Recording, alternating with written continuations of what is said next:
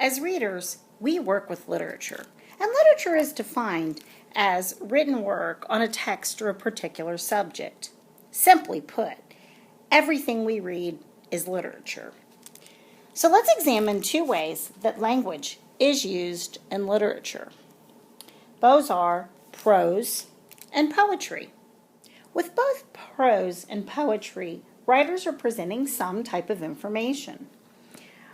Writers of both prose and poetry can create sensory images for us, and they can tell a story. But what makes prose and poetry different is how they present the information and the purpose the writer has. So let's put prose and poetry head to head. Prose is really just like normal conversation. And when it's written, it takes the form of sentences and paragraphs. Look at this article. See how everything is structured to be in sentence and paragraph form as it informs us? Prose is what we read when we read a story. Again, the structure is set up as in paragraphs and sentences, and it reads more like a conversation. Poetry, however, is what we would consider more unconventional and not our normal conversation. Poetry focuses on emotions and uses language in very unusual and different ways. We get a lot of great feeling.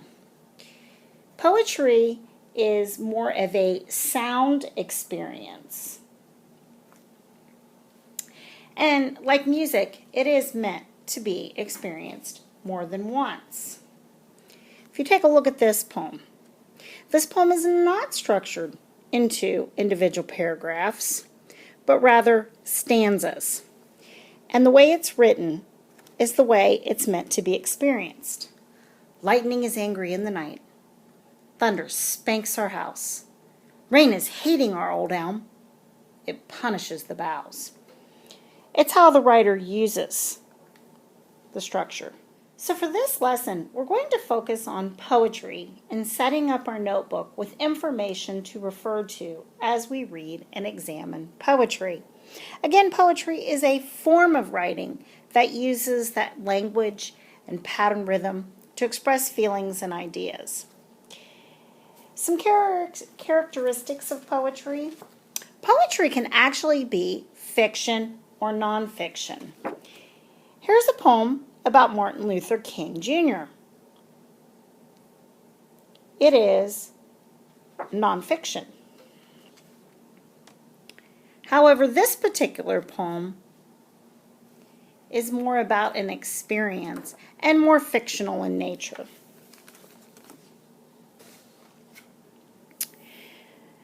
Poetry can appeal to the thoughts and the feelings of the reader. It uses that rhythm.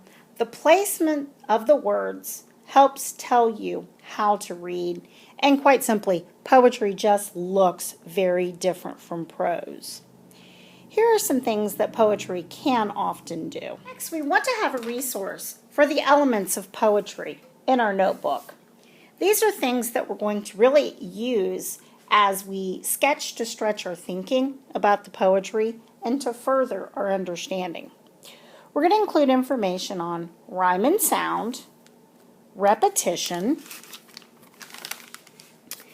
imagery, alliteration, figurative language, onomatopoeia, layout and line breaks, or the shape and how it adds to meaning, personification, assonance, connaissance, and then we'll really examine the rhythm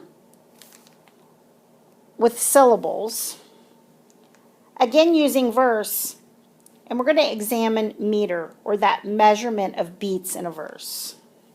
In third grade, we used a sketch to stretch notebook to just really sketch out those ideas and maybe even include some of our thinking in there. As we move on to being deeper thinkers, our sketch to stretch can include our picture thinking, but we really want to start examining the elements in the poems. I have an example of precious stones for you to add to your notebook. Here I found some things that I noticed beyond just sketching pictures. There are similes in this poem, imagery, and personification. Now, what I noticed about these three similes is that these were color comparisons that had helped me visualize how pure the stones really were. When I think of the color green, I think grass. The personification in this poem, I think, really helped support the message that this writer was trying to convey. The poem's called Precious Stones, but it talks a lot about flint, and flint is being given human-like qualities.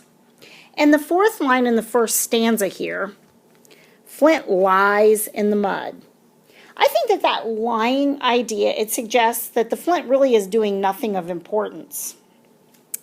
But when you go to the fourth line of the second stanza, it talks about how flint holds fire. I think that fire represents life, kind of like a survivor connection. So because fire can be made with flint, I think the writer is saying that it's holding fire, and this is what makes flint precious.